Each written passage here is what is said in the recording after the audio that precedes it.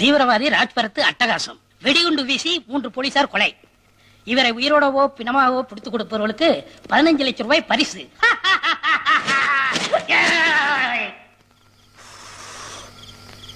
ராஜ்பரத், உனக்கு jail சாப்பாடுங்கிறது confirm ஆயிடுச்சுடா. இன்னைக்கு ஒரு நாள் என்ஜாய் என்ஜாய்.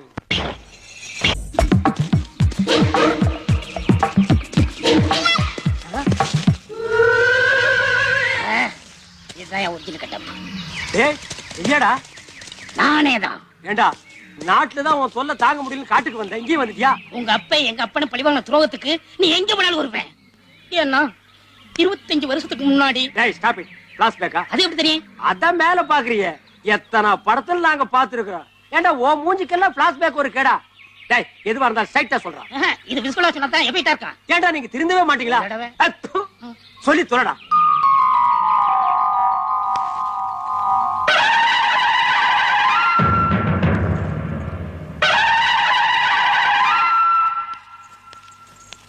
தினத்துக்கு மட்டும் சொம்பு. நான் காலைல ஒருக்கா போயிட்டு வந்து மறுக்காதுக்கு சொம்பு. அது இல்லைங்க, இது குடிக்கிறதுக்குங்க. ஓ, குடிக்கிற சொம்பும் கழுவுற சொம்பும் நம்ம வீட்டுல ஒரே சைஸாக்கு. குடு.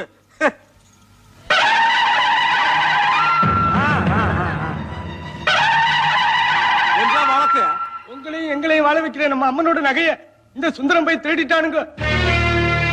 என்றா சுந்தரம், அவன் சொல்றது நெசமா என்ற கேக்குறல்ல? அம்மன் நகையை திருடினியா? சுந்தரம், என்ற மானத்தை நீதான் காப்பாத்தணும்.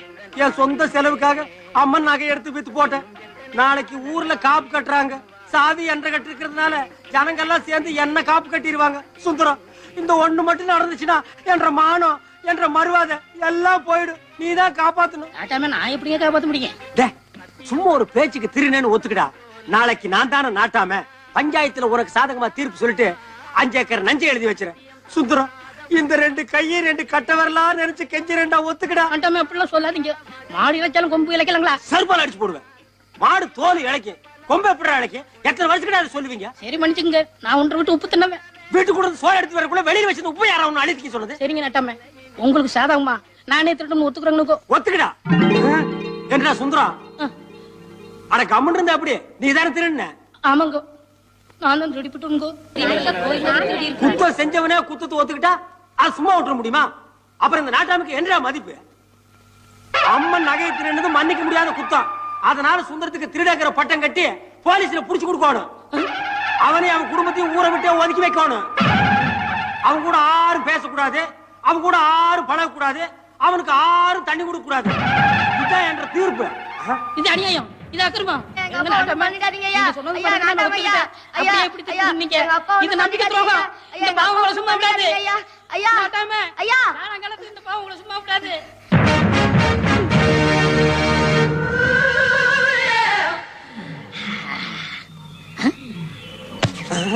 என்ன பாக்குறீங்க? அதே பிளாஷ்பேக் தான் நானும் பாத்துக்கிட்டு இருந்தேன். உங்க அப்பா பண்ண பாவத்துக்கு உன்ன பழி வாங்கிட்டேன். லட்சம் நிலவரி போச்சு. அப்புறம் இந்த உன் பாஸ்போர்ட். நீ எந்த நாட்டுக்கு போ. இந்த கருமத்தை வச்சுட்டு இனிமே எந்த நாட்டுக்கு தான் போறது? உள்ளூர் போலீஸ் பத்தாதுன்னு இன்டர்போல் போலீஸ் கிட்ட மாட்டி விட பாக்குறியா? ஒன்ன கை தூக்குன சார், கை தூக்குன. உங்களை எல்லாம் படுக்க சொல்றாரு. அப்ப நான் வர்றேன். இங்க வா. இனிமே நீ வரவே வராத, போ. நாடே வேண்டாம், காட்டுக்குள்ள போய் வாழலாம்னா எந்த காட்டுக்குள்ள போறது? நல்ல வேளை ராமாயணம் அப்பவே நடந்து முடிஞ்சிருச்சு. இப்ப மட்டும் நடந்திருந்தது ராமன் போறதுக்கு காடே இல்ல. யார் நீங்க? என்ன போய் தலைவருங்கிறீங்க? தலைவர் இல்லாம உங்களால வாழவே முடியாதா? உங்களுக்கு எல்லாம் ஒரு தலைவர் இருந்திருப்பாரு. அவர் எங்க? அடாது இல்லீங்க, அவர் போலீஸ்ல பொது மன்னிப்பு கேட்டு சரணம் கேட்டாருங்க. உங்களை பத்தி எல்லா நியூஸுமே நாங்க கேள்விப்பட்டிருக்கோம். எங்களுக்கு தலைவரா இருக்கிற அத்தனை தகுதி உங்களுக்கு இருக்குங்க. இந்த மீஸ் தான் செட் ஆகலீங்க. ஏன் அதை எடுத்துடலாமா? இல்லீங்க, நாங்க ரெடியா வச்சிருக்கோம். அதை வச்சீங்கன்னா கரெக்டா இருக்குங்க. தலைவர் தலைவர் தலைவர் தலைவர் தலைவர் தலைவர். டேய் பிச்சை, நீ என்ன நாட்டை விட்டு தாண்டா துரத்துன. நான் உன்னை இந்த காட்டை விட்டே துரத்துறேன்டா. இது சவால்ரா, சவாலுக்கு சவால்ரா. உட்காரு விஜய். என்ன ரொம்ப நாளா காணா? என்ன ஒரு மாதிரியா இருக்க? ஒன்றும் இல்லை. பரவாயில்ல, சொல்லு. எனக்கு கொஞ்சம் பணம். பணம் தேவைப்படுது. உன் பணம் என்கிட்ட தானே இருக்கு, நீ எப்போ வேணாலும் கேட்கலாம். அம்மா அதுக்கு இப்படி தயங்குற?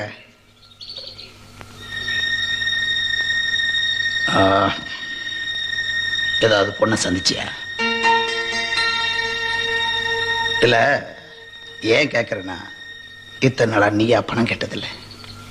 ஒரு வேளை நீ அப்படி சந்திச்சிருந்தனா சராசரி வாழ்க்கை வாழ்றவங்க கூட சரியா பொண்ணுங்களை புரிஞ்சுக்க முடியாது. நீ தனியாவே வாழ்க்கை வந்து பழக்கப்பட்டவன், உனக்கு புரியறது ரொம்ப கஷ்டம். உன்னை பத்தியும் உன் ஃபேமிலியை பத்தியும் எனக்கு ரொம்ப நல்லாவே தெரியும். வேணாம், இந்த சென்டிமெண்ட்லாம் உனக்கு வேணாம். மறுபடியும் நீ வேதனைப்படக்கூடாது. யோசி. அப்படியெல்லாம் ஒண்ணும் இல்லை. அந்த பணத்தை வச்சு மற்றவங்களுக்கு உதவி செய்யலாம் இல்லையா, அதான் கேட்டேன். ஓ, இந்தா.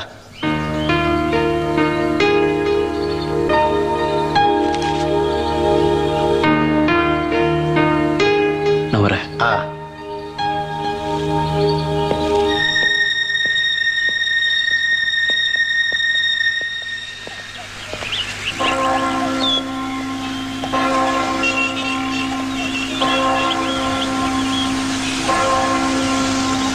என்னம்மா பாக்குறீங்க?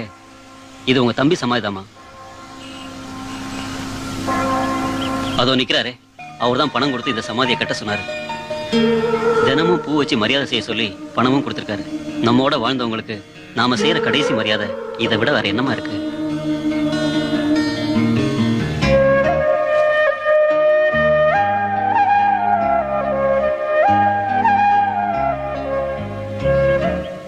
உங்களுக்கு எப்படி நன்றி சொல்றதுன்னே தெரியல. Thank you very much.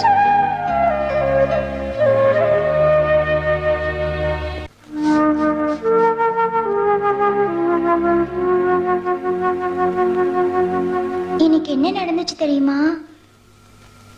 என்ன நடந்தது? பால் வாங்க கடைக்கு போனேன். அங்க ஒருத்தன் என்ன பார்த்து என்ன கேட்டான் தெரியுமா? என்ன கேட்டா? எதுக்கு வேணாம் சொல்லு. வீட்ல உன் கூட ஒருத்தர் இருக்காரே, அவர் உனக்கு அப்பாவான்னு கேட்டான். நான் இல்லைன்னு சொன்னேன்.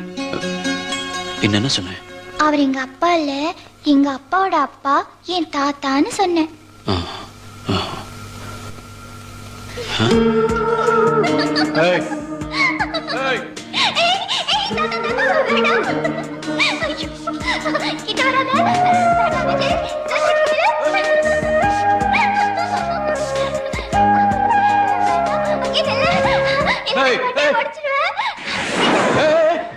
அது தொடாத. மண்டை மேல போட்டுருவேன்.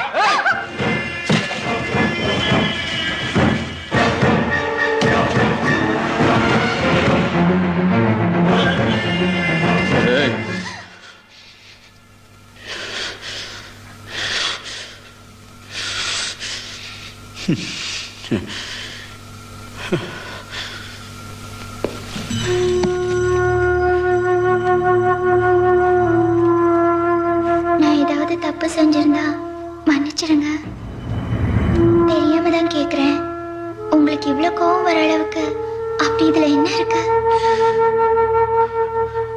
மூச்சு. என் மூச்சு இருக்கு.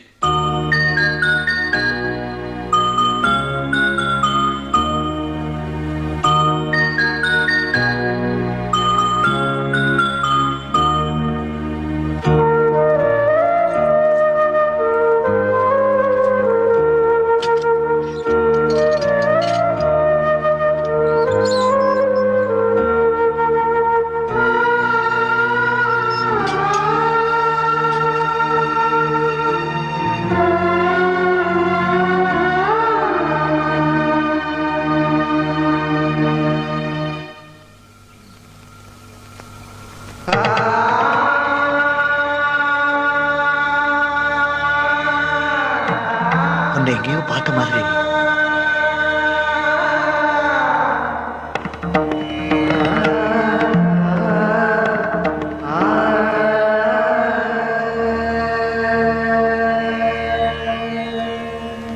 விஜய் இங்க வர்றீங்களே?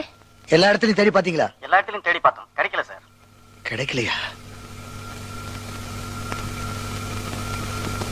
நீ விஜய் தானே?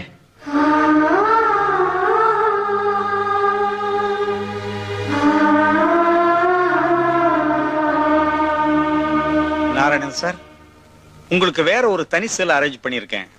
வேணும்னா நீங்க அங்க தங்கிக்கலாம். தேவையில்லை, நான் இங்கேயே தங்கிக்கிறேன். அவன் ஒரு எமோஷனல் பேர்வழி சார். தப்புன்னு பட்டா விடவே மாட்டான். அதனாலதான் அவன் வாழ்க்கையில பாதி நாட்களை ஜெயிலே கழிச்சிட்டான். இன்னும் ஒரு வாரத்துல அவன் இங்கிருந்து விடுதலையாகி போயிடுவான். அவன் ஒரு அநாத பையன் சார். அவன் அனாதை இல்லை, என்னோட மகன்.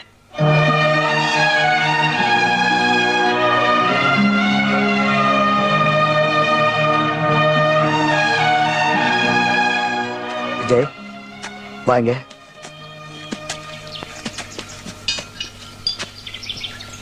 வாடா. நீங்க ஒரு பெரிய சின்சியர் போலீஸ் ஆபீசர். இப்படி ஒரு தப்ப பண்ணிட்டு கைதியா வந்திருக்கீங்களே, உங்களுக்கு வெக்கமா இல்லையான்னு நீ கேட்கலாம். ஆனா நான் வெக்கப்பட மாட்டேன். சொல்றேன், அப்ப மந்திரிங்கிறதுனால அவன் புள்ள செய்யாத தப்பே இல்லை. நானும் 2-3 தடவை பிடிச்சு உள்ள போட்டேன், திருந்தல. ஒரு தடவை முட்டிக்கு கீழே சுட்டேன், அப்பவும் திருந்தல. இனிமே திருந்தவே மாட்டான்னு நெஞ்சில குறிப்பாத்து சுட்டேன். அதான் இப்படி. டேய், ஒன்னே ஒண்ணு மட்டும் சொல்றேன், எல்லா நேரத்திலையும் நமக்கு நியாயம் கிடைக்கிறது இல்ல. ஆனா எப்பவுமே தர்மம் தான் ஜெயிக்கும். அந்த தர்மம் ஜெயிக்கணுங்கிறதுக்காக சில நேரத்துல சட்டத்தை நம்ம கையில எடுக்கிறதுல தப்பே இல்லடா.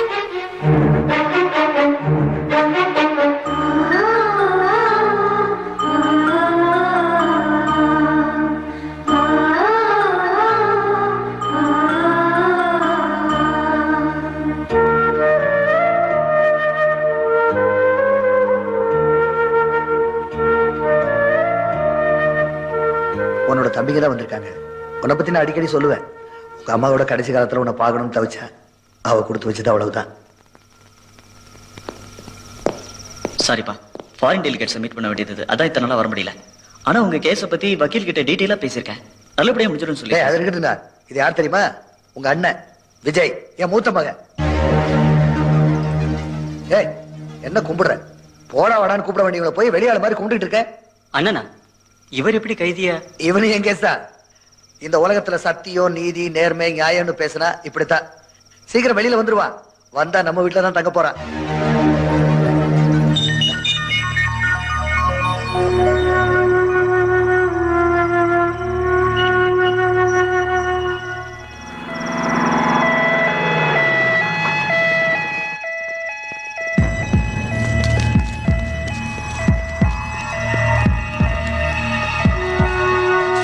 டாக்டர் சிவம். Yes doctor. இந்த போலீஸ் ஆபீசர் நாராயணனுக்கு 3வது தடவையா ஹார்ட் அட்டாக் வந்திருக்கு.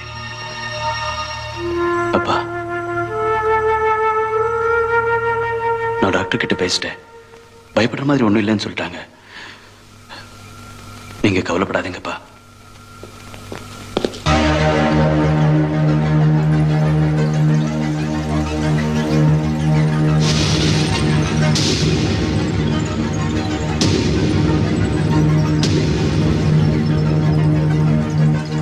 தப்பா நினைச்சுக்காதீங்கப்பா.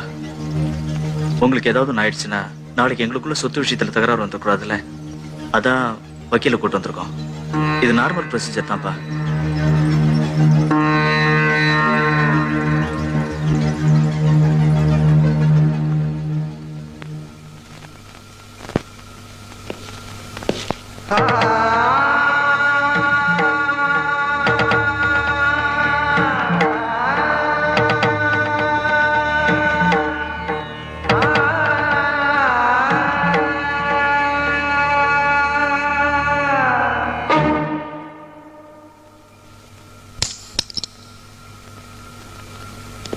உங்க அப்பா இறந்துட்டாரு.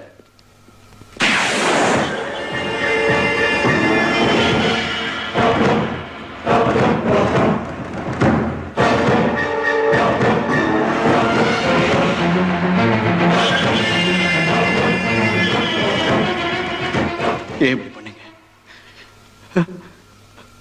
அன்னைக்கு நான் அனாதையா இருந்தேன்.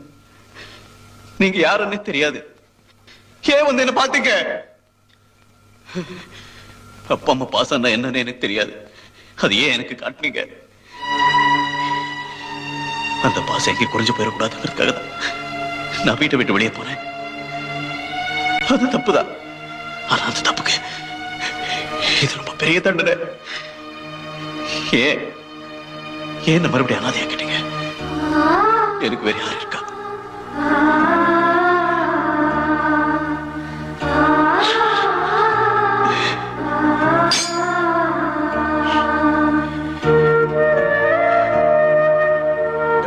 உயில உங்க பேர்ல எழுதாம தத்தெடுத்த பையன் பேர்ல எழுதிட்டாரு.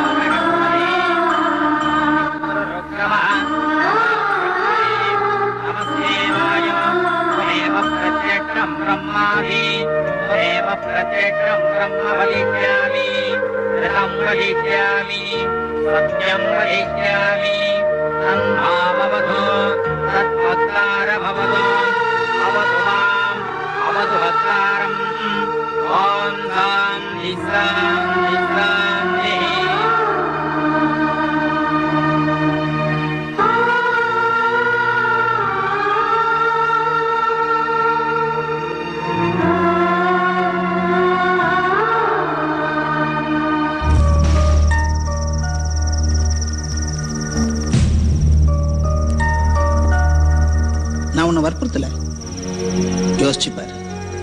அநியாயத்துக்காக நான் எப்பவுமே உன்னை கூப்பிட மாட்டேன். என்னை பத்தி உனக்கு நல்லா தெரியும். எனக்கு நியாயம்தான் முக்கியம். உன்னை பத்தி எனக்கு நல்லா தெரியும். உனக்கு நியாயம்தான் முக்கியம். நீ இதை செய்வதில் தப்பே இல்லை. என்ன சொல்ற?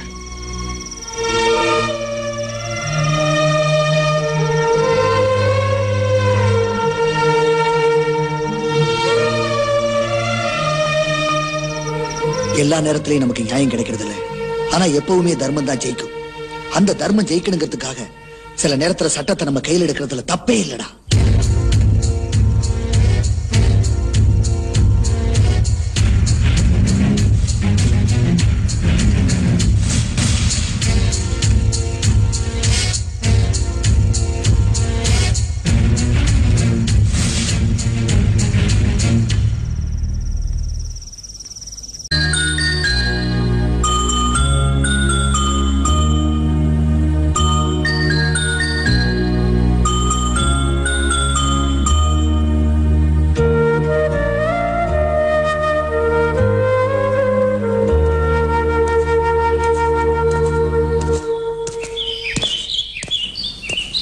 நீங்க இரு, நான் சுந்தரமூர்த்தி வீட்டுக்கு போயிட்டு வந்துடுறேன்.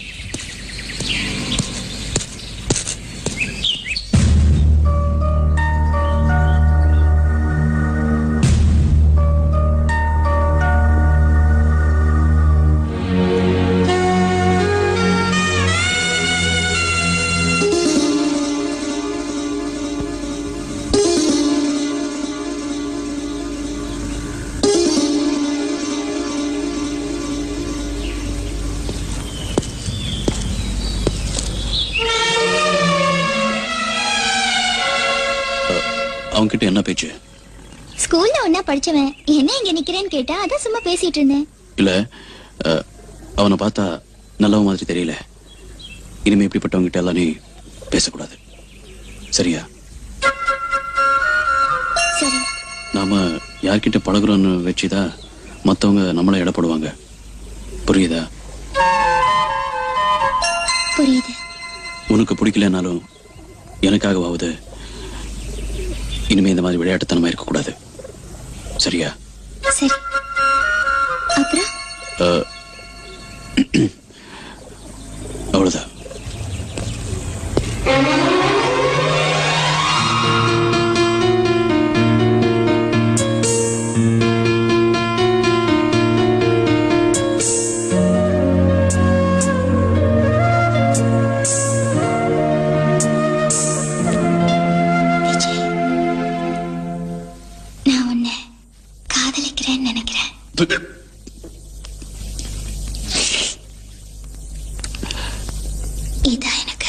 முதல் தடவை தெரியுமா?